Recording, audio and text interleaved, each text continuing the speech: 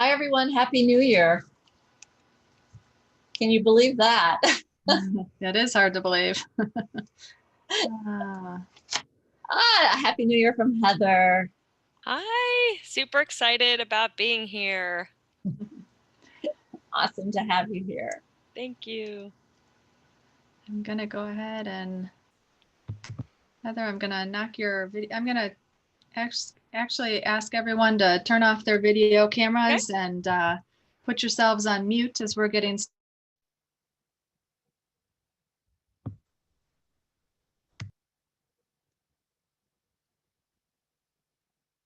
And actually, Kelly, I think you're muted.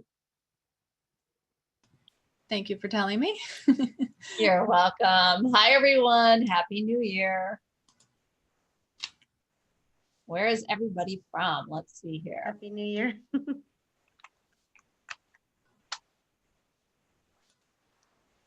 Heather, thank you for the note. We're super happy that you love the journal. Thank you. Welcome, everybody. We're putting where we're from in the chat box. Get ourselves familiar with that.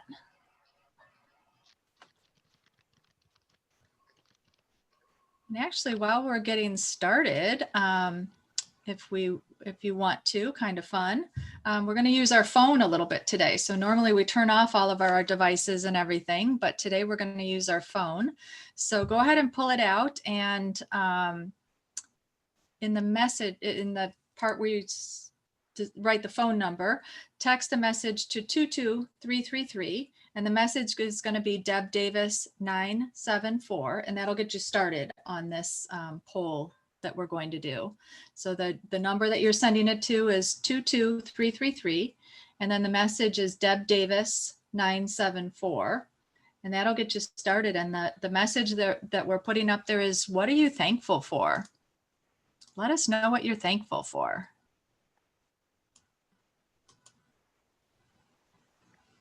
So welcome. If you're just joining us, we're glad you're here tonight. And we're starting off with a little poll. So we're writing down, polling in what we're thankful for. So in the part where you put in the number that you would text, you're going to text it to 22333. And then you're going to text Deb Davis 974. That'll get you started. And then you can text us what you're thankful for.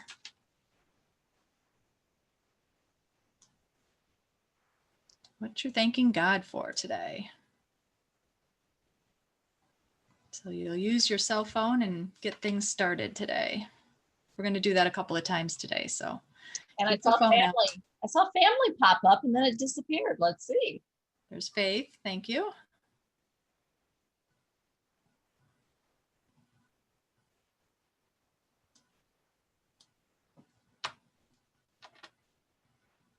So there we go.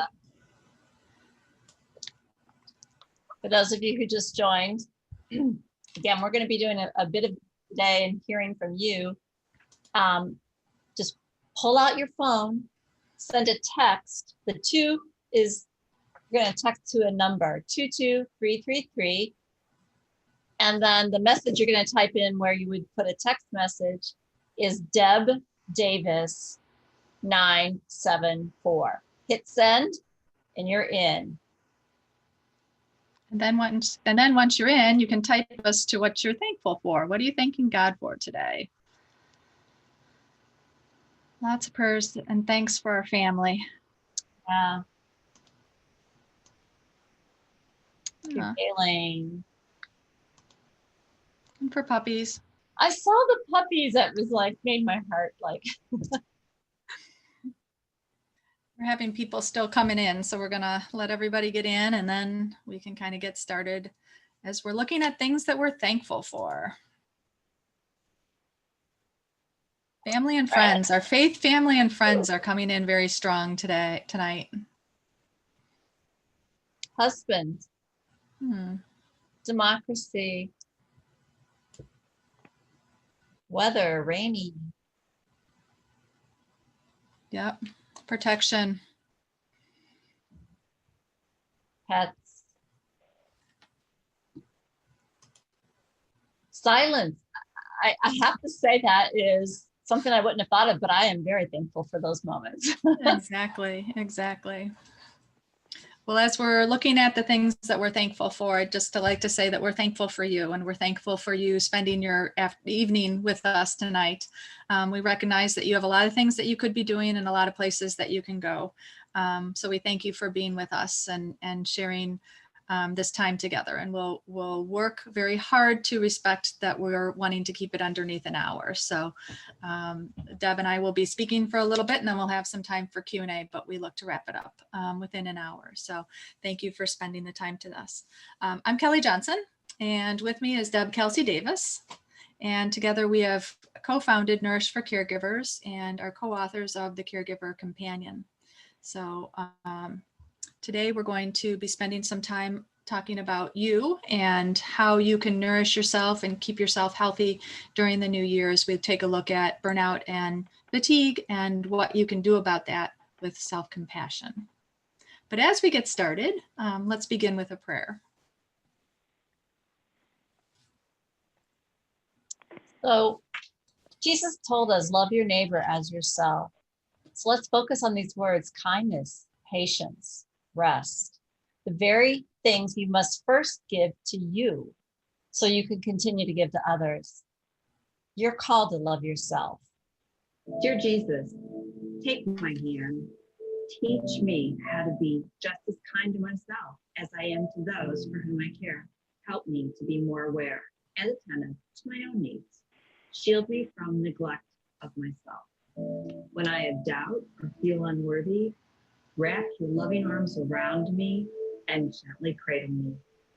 Each day, Lord, help me to remember to refill my tank of compassion so that I may be able to share it with others as well as with myself. Amen. Amen. So as we said, we're going to be talking about compassion today. We're going to take a look at what causes fatigue and burnout and what we can do about it, and how we need to take a look at giving ourselves a little bit of self-compassion, because when we're caregiving, pouring out spoonfuls of care to others often leaves us with little room for our own needs. And it's our own needs that we need to learn how to take care of. It's oftentimes for us as caregivers who are givers, it doesn't come naturally to take a look at caring for ourselves and giving to ourselves. So we're going to kind of focus on that today, why we need to do it, how we can do it, and how we can move forward in this new year, better taking care of ourselves. And because the basic bottom line of all of that is, as we care for ourselves, our loved one gets better care. And if you understand that it all kind of boils down to that in many ways, that helps us and helps give us permission as caregivers to also take care of ourselves. So burnout and fatigue, I love this visual of multicolored, because oftentimes from day to day, minute to minute, our level of fatigue or burnout can change, right? But we do know that there are times when we know we're starting to run on empty. I mean, we can actually feel that. And sometimes we don't see it before it's too late, right? So what does that burnout and fatigue look like? Well, it could be overwhelm, exhaustion, or anger, right? It could also be a feeling of depression or guilt, maybe, not so angry, but just short-tempered with everything and being out of character. The fatigue itself, physically fatigued, easily irritated or tense, ungrateful, unmotivated. But depleting yourself to this level where you've got a combination of what you see here on the screen is called compassion fatigue. And, sometimes it's not one or two, it could be all three, and it could shift. But when they're persistent and you're feeling this way, there's a message there for each of us if that's happening. And as a clinician, I can say that there's actually a medical term if you get to this point of depletion, and it's very similar to PTSD. It's called secondary traumatic stress syndrome. And the impacts are far reaching. So one of the things that, as we're running on empty, what we're going to spend some time tonight on doing is really doing, as Kelly said at the beginning, a reality check for all of us as we start out the new year. Are we nearing burnout and fatigue? And then what is the antidote? What are some of the things we can do for ourselves? So if you still have your phone available, Kelly, you want to tell us what to do? That's right. So if you've already signed in with it, let's say, go ahead and do a reality check. Where are you?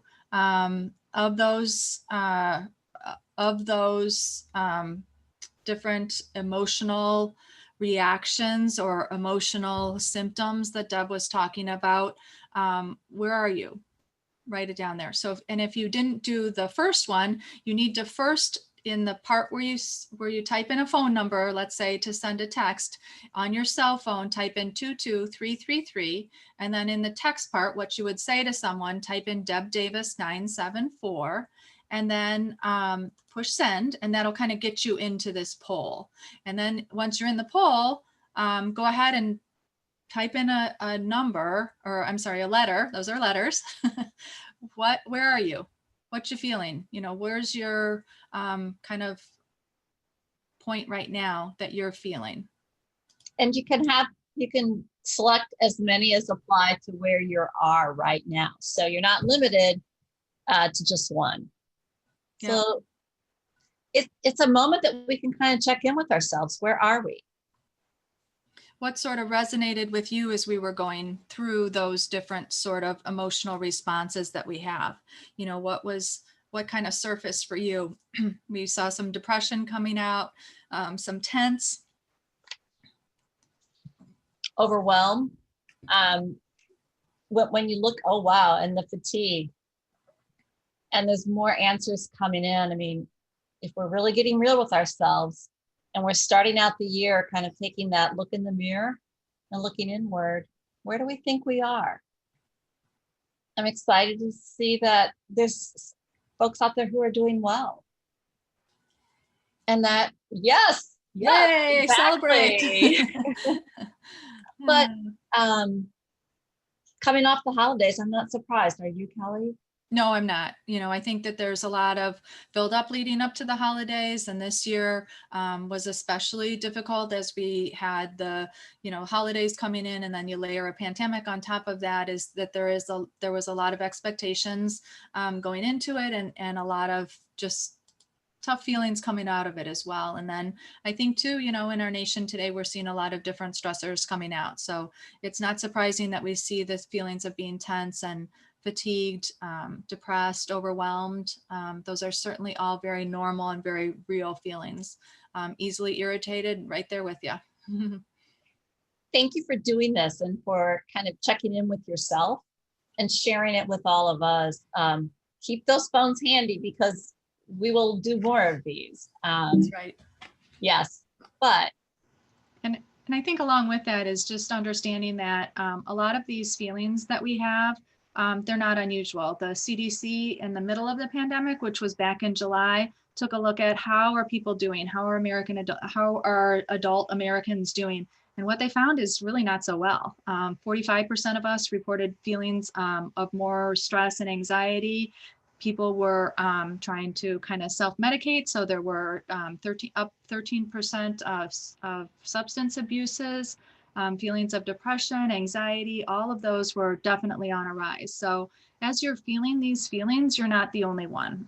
That there are, this is a tough time, and these are certainly feelings that are valid and are very real among Americans at large, not to mention the fact that we have caregiving layered on top of that. So these are very real and very valid signs and feelings. Along with that, then, as we're looking at it, how do these emotions begin to manifest themselves? How are we seeing them? And we're taking a look at kind of the practical, the physical, emotional, and spiritual side of things. So what are these warning signs that we're seeing? Physically, you would see that as maybe having trouble sleeping, or maybe you can't fall asleep, or once you fall asleep, but then you wake up easily, might have nightmares, you wake up not feeling rested. So all of those around sleep, certainly. Maybe there's a weight loss, lack of appetite, so you're just not hungry. Headaches, unable to focus, all of those physical manifestations of these emotional signs that we're seeing. And so teed up to emotional, isolating from others probably more than usual. And I want to pause on that one, because oftentimes these warning signs, and in particular isolating from others, we're not usually the first to recognize that in ourselves, right? Oftentimes it's pointed out to us by others. And I think emotionally, we give such great compassion, as part of our caregiving, yet we're hard on ourselves. We don't share that same sort of compassion, with us. So I think it is important to have those other people in our lives who maybe see these warning signs, maybe points out to us these things that maybe we're not seeing or recognizing right away. Persistent anxiety. So, in these times, anxiety on and off probably happens to all of us. But persistency to the point where it's affecting us emotionally, that's a warning sign. And then closely following that is a lack of hope and emotional outbursts that just come out of nowhere and continue to happen. So these are some of the warning signs that it's beyond just a little bit of burnout and fatigue, but you're rather slipping into really true compassion fatigue. And then as we look at ourselves as whole human beings, the other pillar of us as a whole person is our spiritual aspect. And that too, these signs can kind of manifest themselves in our spiritual realm as well, in the sense that we're having the sense of being unable to forgive, or we find ourselves complaining. The other part of that is we begin to lose faith and trust in God, and can kind of slip into this sense of walking away from God and not being able to trust God and to trust our faith anymore. And the sense of restlessness, being without peace, unable to pray, all of those are warning signs that, as Deb said, that it's not just a bad day, or, being upset is part of my personality. It's not. And that these are signs that it's moving beyond just this is a bad day, into something that is, as Deb described, compassion fatigue. So what do we need to do? Let's take a look at self-compassion, being compassionate towards ourselves. And taking care of yourself is not selfish. It's not easy, but it is not selfish.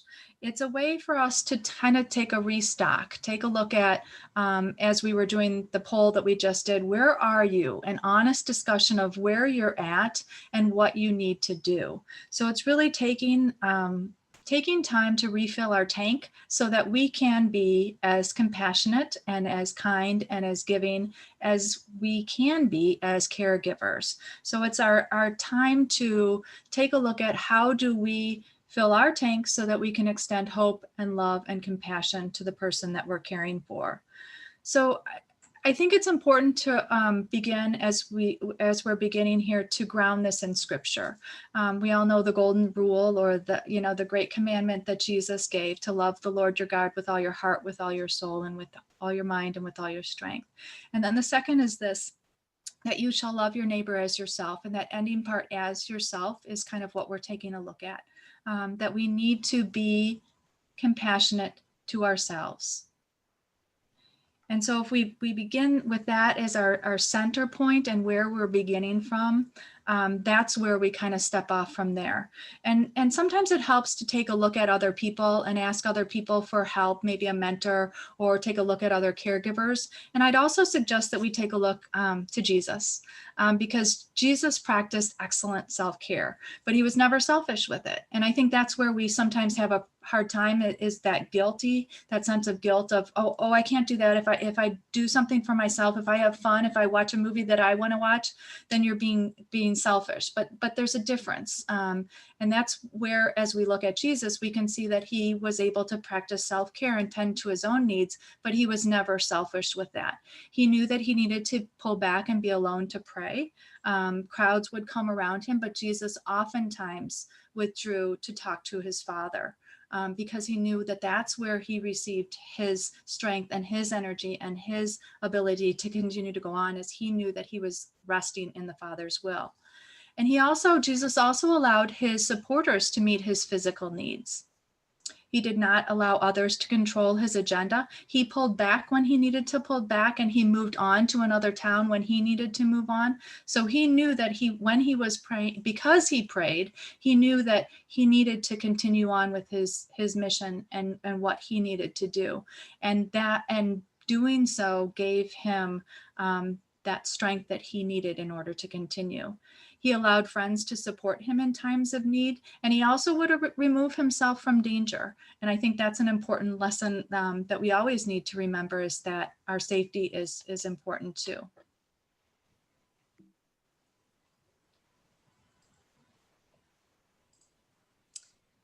I want to talk a little bit about the commandments. Kelly, you kicked us off with, the greatest commandment, and the second, to love your neighbor as yourself.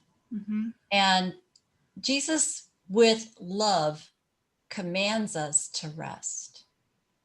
And that's a little bit of really how do we deal with being commanded to rest? Mm-hmm. Well, and Jesus recognized it for himself, as you just pointed out, Kelly, but he does command us to rest.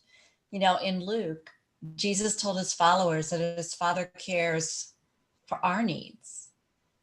And that's a great reminder. And as difficult a year as 2020 has been for many families, with the pandemic, with loss of jobs.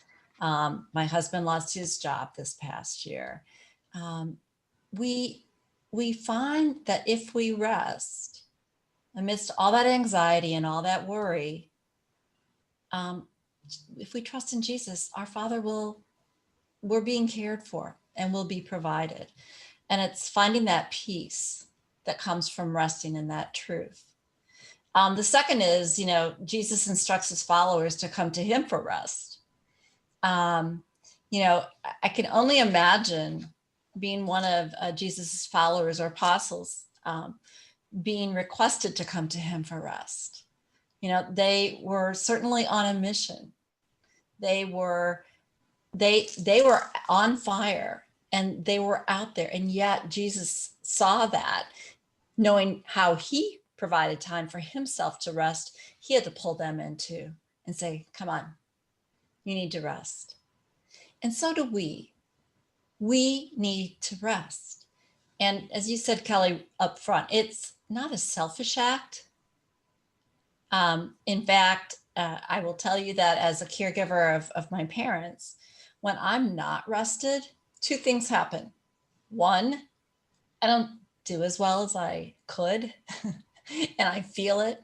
And then come all of those other emotions we spoke about: defeat, feeling, guilty, shame. But the other part of it is they don't do as well either when I'm fatigued, when I'm burned out, because they can see that in me, much like we said, we see other people can see in us sometimes what we can't. And then they start to worry. They start to ask questions. And so now what we've created is a situation where just a little bit of rest, we all do better. I love this scripture from Matthew. Come to me, all you who labor and are burdened, and I will give you rest. Take my yoke upon you and learn from me. Learn from me. For I am meek and humble of heart, and you will find rest for yourselves. For my yoke is easy and my burden light. Isn't that beautiful? Utterly amazing. And so let's think about it. I think, Deb, you really highlight a really important part, is that Jesus recognizes for his disciples, and we are his disciples, and we need to rest sometimes. So how do you take care of yourself? And you may be kind of thinking in your mind, well, that's all fine and good. But I have 3 people that I'm taking care of right now, and I'm trying to juggle, and I'm just really trying to get dinner on the table at this point in the game. And I understand that. And it does seem selfish sometimes, and it seems awkward, and it doesn't seem like it's realistic. And you may dismiss it perhaps as being unnecessary. But I think when you really stop and take a look at what you're doing and how you're doing it, you begin to realize that these emotions and these physical manifestations and these spiritual manifestations are all part of this need to take care of ourselves before we can care for our loved one. And that need to take a deep look at what it is and how it is that we replenish and refuel and re-help ourselves. That's so important that we do right now. And we can do that in a lot of different ways. And what's helpful for me may not be helpful for you. But it is important that we take a look at what are some things that we can do. So what are those things? Where do we start? And this is where we get to the fun part, the antidote part, right? We probably can all agree from our earlier, answers, we're all experiencing some level or degree of burnout or fatigue. But where do we start? Well, as you probably guessed, as we're going along, it really starts first inside, taking a good look at ourselves, doing that reality check, becoming more aware. And if you think about it, think back to a year ago, 5 years ago, 10 years ago, when you had stress hitting you, when you had emotional crises, how did you respond? How did you respond 10 years ago? How did you respond a year ago? My guess would be is that you responded perhaps differently, because moments in life begin to prepare us for the next time that moment in life happens, good or not so good. And so we're constantly learning. But take a look at, those moments in your life, and especially if you're going through a lot of stress right now, or there's been some emotional upheaval. If we sometimes reflect back on how we made it through the last time something like that happened, what worked, that can give us clues. And then the next part is what I call how we're wired. Oftentimes what happens, how we react to a moment, how we take that in is based on our perceptions, our beliefs. Could be our personality and our attitudes, or to our degree of wellness, whether that be physically and mentally or emotionally. So you bring these things together and then you say, now what do I do? Well, to take action, this is where we want to talk about the antidotes, the ways to prevent this, the ways to help manage through this, taking into account those moments and reactions from your past and how they inform where you're at today. So what we're going to do is we're going to take a look at what are some of the real specific things that you can do, like words and boundaries. And the first is really taking a look at words and boundaries and ways in which we can set some boundaries, because as we're beginning to need to take a look at ourselves, there's been some boundaries that have been crossed. And so it's time for us as caregivers to begin to reestablish and reset those boundaries. And I think one of the most important things is to understand that it's okay to say no. That no is a complete sentence. And sometimes you just have to say no and then be quiet and let that boundary stay out there. Because as Deb had said, healthy boundaries are a key ingredient in this antidote formula. And so setting those boundaries by saying no is an important first step. Sometimes too, you can also say, no, not now. So it may be something that you need to come back to, but now is not the time. And that, again, helps you as the caregiver set up some boundaries around what it is that's going on. The other thing is, as situations start to escalate a little bit, you can also recognize and validate what the other person is saying. So I can hear what you're saying, but I am doing the best that I can right now, and end it with that. I am doing the best that I can. And again, you're kind of keeping things in I statements and coming at it from your perspective that isn't something that's negotiable. And then the other thing is that, I love that silence idea, but recognizing that I'm sorry you feel that way, and then just be quiet. That you're acknowledging, again, you're acknowledging the other person and what they're feeling.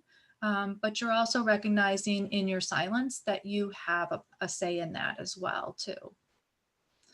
And then the other time, and this is kind of taking a progression a little bit, is also recognizing, and again, as you're setting boundaries, that there are some boundaries that are not allowed to be crossed. And I don't deserve to be treated that way, or I don't deserve to be, and however the sentence finishes there. But recognizing and establishing those boundaries around what's going on in different situations is an important step in your own well-being. And again, we come at that from a spiritual perspective. In scripture, let your yes be yes and your no mean no. And sometimes it needs to stay as simple as that, that no can mean no. All right, so I love this because there's no formula, but there can certainly be paths that we can walk down, that we can step into, that build that armor up, if you will, that help us to move through those stressful situations and to avoid some of that extreme burnout and fatigue. So this is what we call our path to well-being. And the first thing I want you to notice is it's not a straight line. There is no straight path on the caregiving journey. You all know that. I'm sure you don't need me to say so. But as we look at stepping into a path of wellness to really, truly take care of ourselves, we're looking at things like different kinds of rituals or activities or being aware of our needs. Well, how do we do that? So for each word, path, the P in path, we've come up with some words that you can perhaps glean onto very quickly, like prioritization of your own needs. Again, along with compassion, which some people may feel a little guilty, like that's selfish. It's not, and neither is prioritization. Your needs as well need to be prioritized. Again, you'll end up otherwise with a very empty tank. Prayer, personal time, and private space. I don't know how many times, just talking with so many caregivers, finding that private spot, even if it's a nook or cranny in the room that can be yours, that you can escape to, or another room, is so very important. Another P that always helps me, Deb, is that idea of praise. So whether it's I literally like turn on praise and worship music, or just kind of take a minute to say, God, I praise you and I thank you for being a part of my moment. I'm frustrated right now, but I thank you for it. So praise would be another P word that I would add in there too. So the A. This is a little bit more challenging for me. Acceptance of people, places, and things that we cannot change. Especially as caregivers, I think oftentimes, and we've heard this from past speakers in the Caregiving Wisdom Series, we pull out that red cape and we put it on because we're going to ride in and we are going to fix things. We're going to take charge. And, love the passion. Love the place that comes from, but the reality is we can quickly crash and burn if we can't somehow figure out that we can't change people. We simply can't change it. The only thing we can change is who? Ourselves, and how we respond to things like we were talking about earlier. Another A is advocacy. In addition to advocating for your loved one, which I think is what most caregivers think about right away, is to advocate for yourself. Advocate for your needs. I think another A that could go on there, Deb, is the idea of asking for help. As you talked about, we often have our cape on and we think we're going to tackle this all. But sometimes asking for help is a way in which we can begin to nourish ourselves and begin to put ourselves on the right path. So speaking of path, T. Time for you. But the other part of this, even in the pandemic, this was something I struggled with, was togetherness, together with friends. We now have amazing technology that allows us to be together in different ways. Don't forget the togetherness, just putting everything else aside and just being together, talking with someone who will listen to you. That's the other part of it. I know a lot of caregivers have expressed to me their concern that all I need is someone to listen to me. But the people I tend to talk with want to give me all the answers. And that's really not, that causes more stress in me. So find somebody that you know will listen, just simply be there to listen. And if I were to think about adding another T on that, I would think about the idea of thankful. And as we are able to be thankful and express gratitude, whether it's just simply writing down a gratitude list or taking a minute to list 3 things that you're grateful for today, or maybe it's actually thanking someone else, actually, sending a text or writing someone being thankful. I recently read an interesting article about how going to your being together with friends is that during this time that we're needing to realize that that there's more than one way of being together with people, that physically, we can't be together. So how are other ways that we can be together with people, and being creative with that and finding different ways to have a long distant relationship, so to speak, as we're not able to be with people. Kelly, I'm going to piggyback on that because I never even thought of this. I was asked by another caregiver and it was late. I'll be honest, it was late, and we had been, texting. She said, "Well, you want to do words with friends? Mm-hmm. Talk about being together, but being apart, but yet being able to just do something that just took our minds off of whatever it is we were really focused on." So exactly, that good mental release from something in a different way. Yeah. Right. So finally we get to the H, and having a sense of humor. I have to say that oftentimes I can find myself in the trap of being way too serious. And the more that we can bring humor into our day, laugh at ourselves, laugh at something funny. Just, do you ever notice the relief that you feel, how your body muscles just relax after you've laughed? Your health, caring for your own health. Oftentimes, the last thing that happens, again, this gets back to the P, prioritization, is that we forget to do all the normal maintenance things for our own health because we're so busy taking care of other people's health. Well, that too can land us in a bad place. We all know that, but it's a new year. And every day is a fresh start. I love the fact that you get a do-over every day. God gives us a new dawn every day. And so if you didn't do it today, we can start again tomorrow and do one thing to take care of our own health. And then Kelly, you've said this now at least twice tonight, which is help. Don't be afraid to use the H word, help.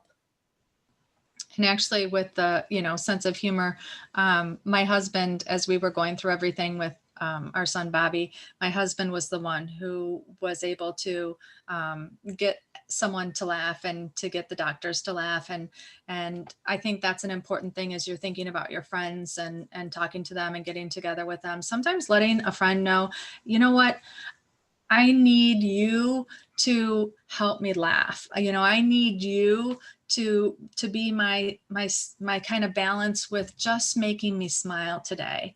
And that's kind of something that our friends can do for us. That's something very doable, even now from long distance. So that humor and friendship, tying those two together a little bit. And I'm sure all of you could probably come up with a whole host of other words that we would love to add to our list. I was going to say, if anyone wants to put a couple of a P, A, T, or H word into the chat box, we'd love to capture those in the chat. That would be lovely. If any of you want to add into there, please do. So as we're taking a look at this idea of caring for ourselves and that commitment to intentionally care for ourselves, recognize though that there is no universal prescription for that. It's not a one size fits all. What is nourishing and helpful for me may not be so for you. An example I use of that is a caregiver was talking about her to-do list, and she was going to be able to spend that day checking off a couple of things on her to-do list. And another caregiver said, that is not something that is taking care of yourself.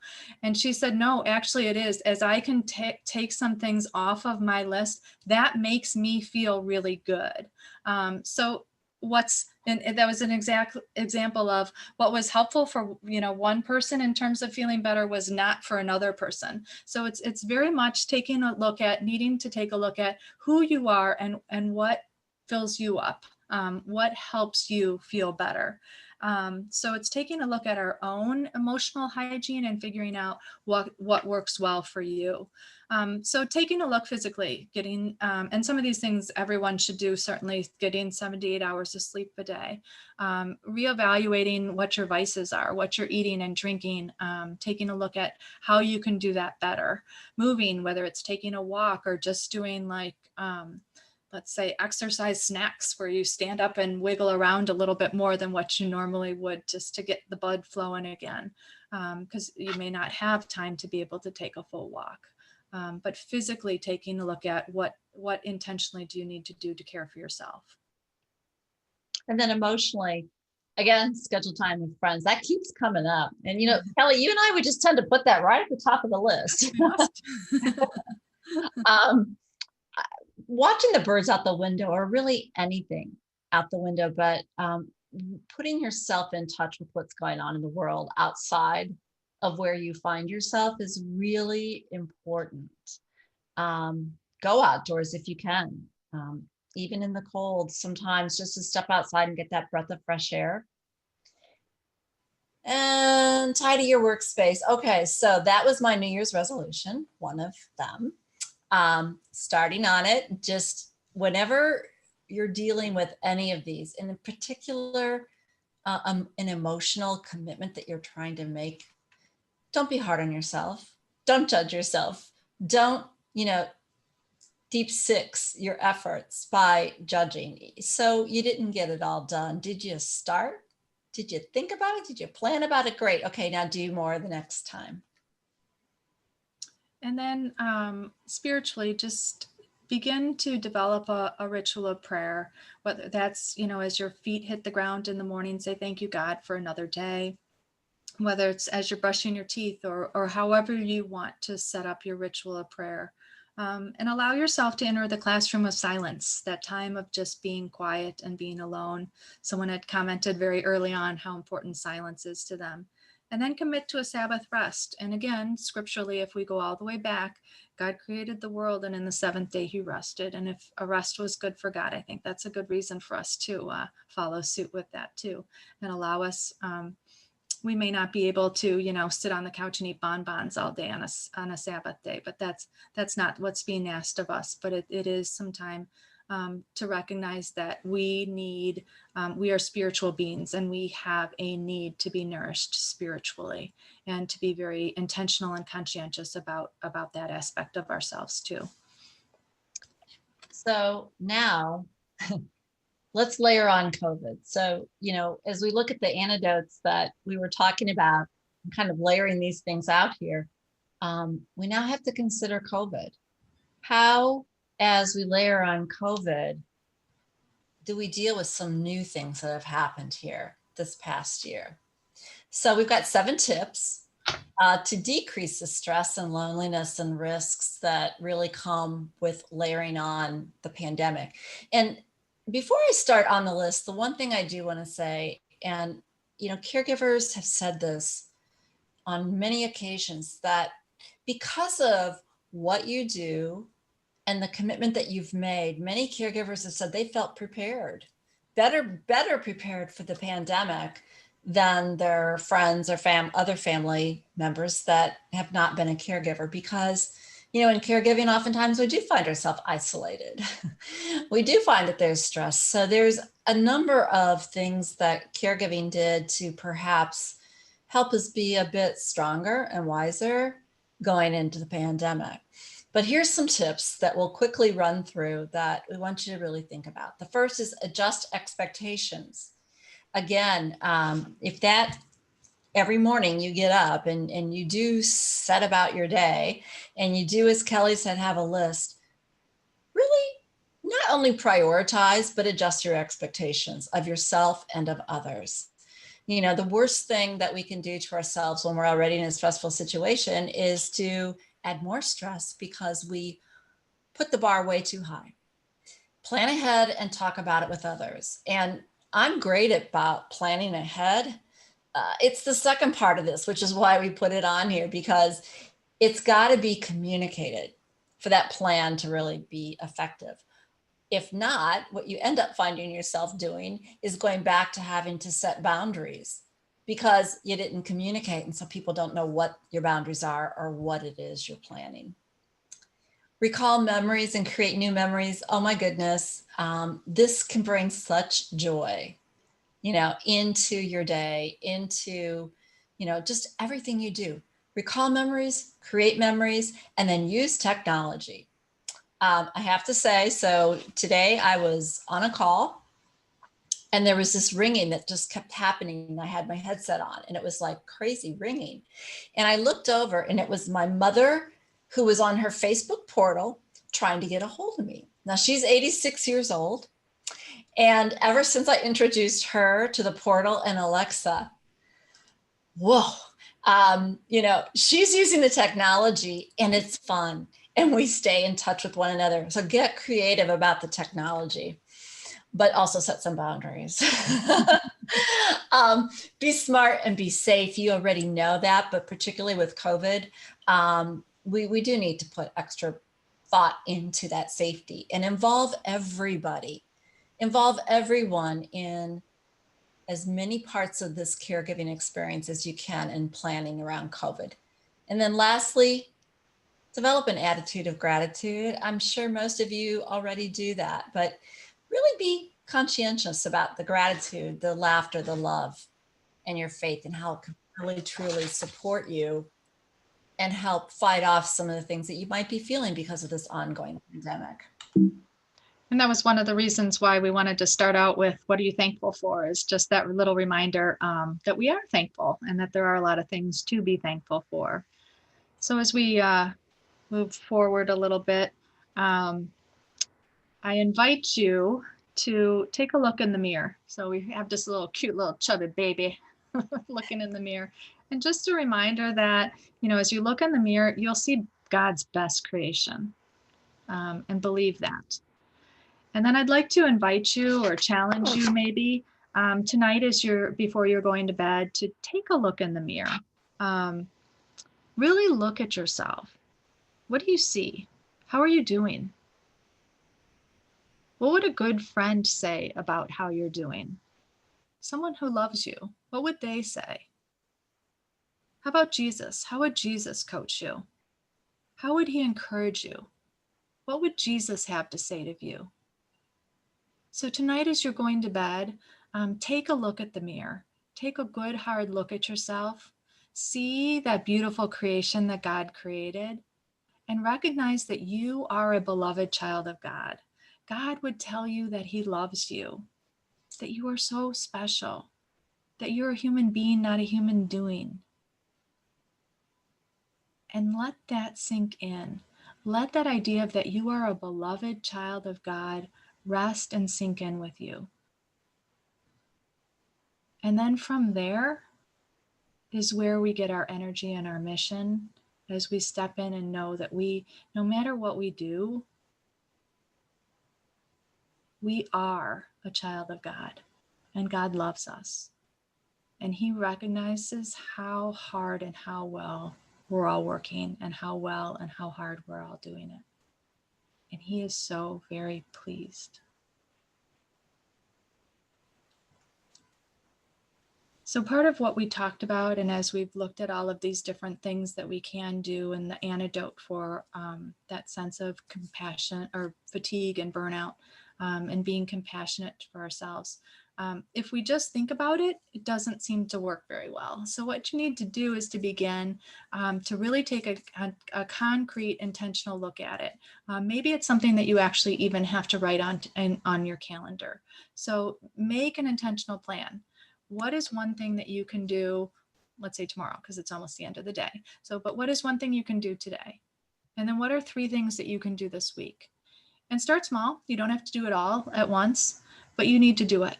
And you need to be very intentional about it. And like I said, maybe even write it on your calendar so that, because with me, if it's not on my to-do list or not on my calendar, right, Deb, you love calendars, it's not going to happen.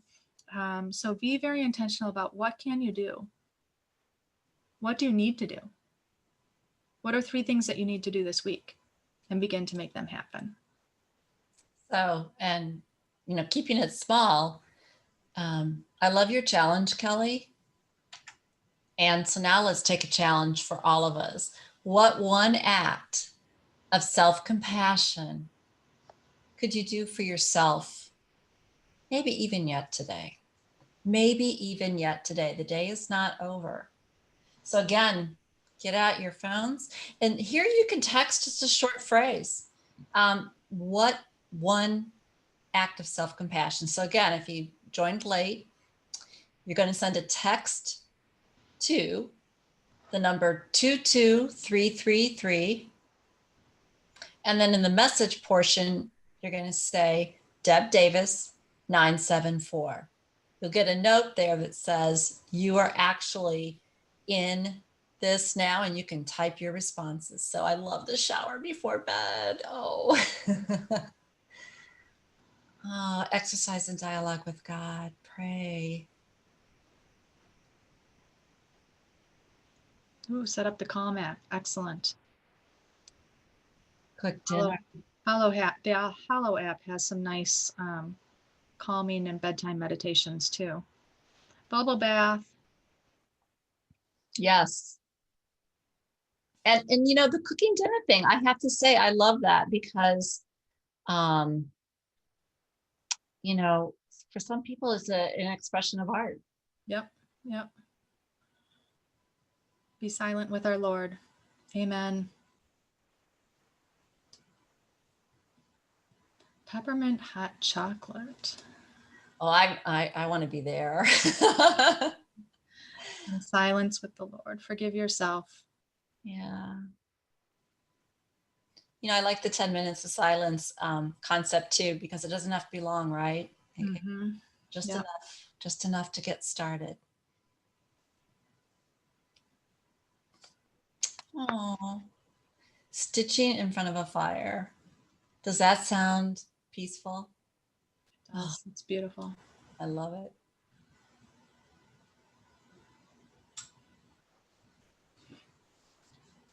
Thank you for sharing these ideas, because I think it helps give everyone some more ideas on what we can do. Read your prayers, say the rosary, be in silence. These are beautiful. They truly are. Mm-hmm. Oh, I love being able to sing in the shower. And breathe. Never underestimate that. We're not breathing correctly. We need to be breathing correctly. That's a good one. Those big, deep breaths. and don't forget to exhale. Yes, all the way. Blow it all out. Because do you ever find yourself holding your breath? I think a lot of people do when they're stressed. So Yep, exactly. how wonderful. Thank you. What an amazing list. And we'll share this out on our social media. Good so idea. we can share some of these ideas out with others. So thank you. Yep.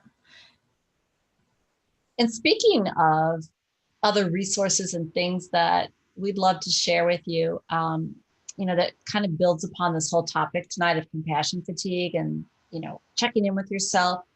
On our website, we've got an entire page of resources for you that you can come back to anytime. It's always there.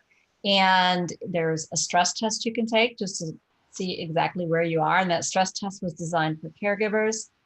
We also, on our Nourish for Caregivers website for our caregiver resources, have the book, Path to Wellbeing, a caregiver's guide to setting boundaries and maintaining your balance, where you'll find more of some of the things we spoke about tonight. And then we also have a video out there on compassion fatigue that might be helpful and useful for you to look at. I'm going to take us off, Kelly, here for a minute so that we can maybe address some questions. Oh, can we show slide 11 again? Or are all the slides on our website? So let me answer that question, and things are coming back in. Yes, we are actually recording this. So this session will be recorded and you'll be able to see all of this again. It'll be on our website. And we'll send a note out to all of our guests who were here tonight and people who couldn't make it, who've been on Caregiving Wisdom, and be able to know the link is out there that you can look at.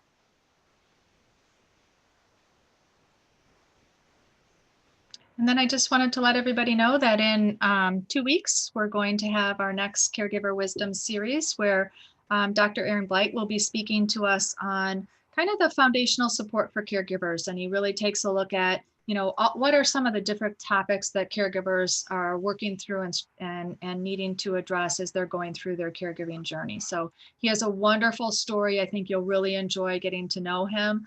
And then his perspective on caregiving and some words of wisdom from Dr. Blight. So it'll be a really great 2 weeks on January 20th. And Kelly, I know that we're nearing the top of the hour, but we had so many great suggestions that came into the chat. I know, I love those.